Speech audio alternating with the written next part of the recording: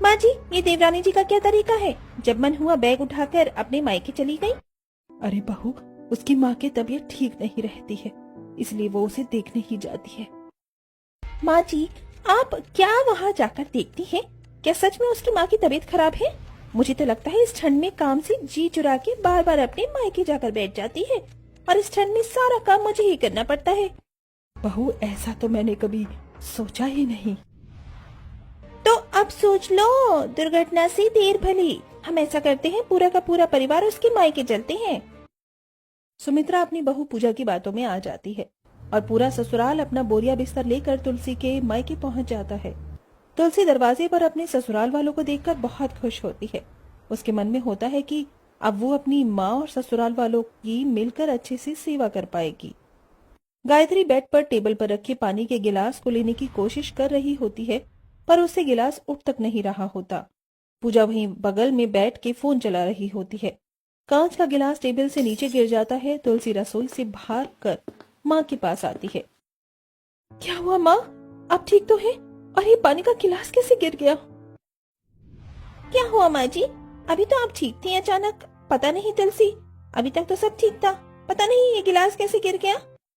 तुलसी की माँ को कहीं ना कहीं ये बात बुरी लगी कि पूजा के होते हुए भी पूजा ने उसकी मदद नहीं की। कुछ देर बाद तुलसी रसोई में जाती है और ठंड में सबके लिए खाना बनाती है। अच्छा है, अपने पूरे परिवार को लेकर मैं अपनी बहू के घर आ गई।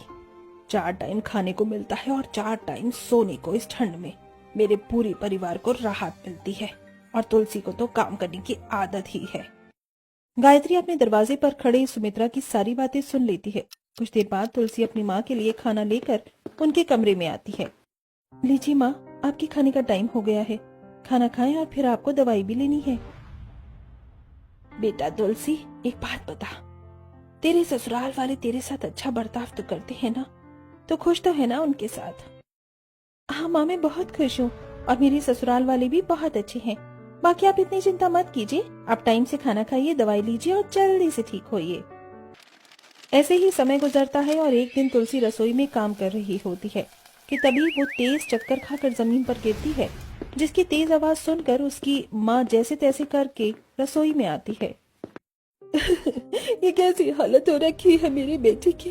इस घर में काम करते करते इसके दोनों हाथ पैर ठंड में सूज गए हैं और लाल पड़ गए हैं और कमजोरी इतनी हो रही है जैसे लग रहा है इसने काफी दिनों से खाना भी नहीं खाया हो।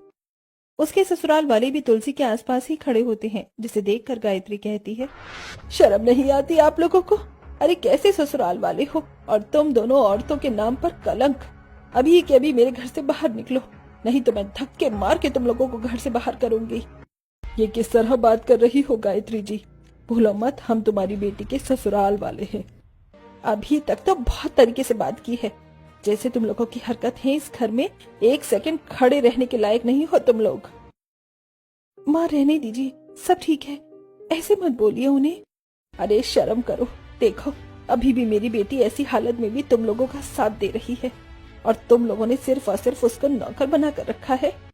सुमित्रा और पूजा को अब अपनी गलतियों का एहसास होता है और वो अपनी ही नजर में शर्मसार हो जाती हैं।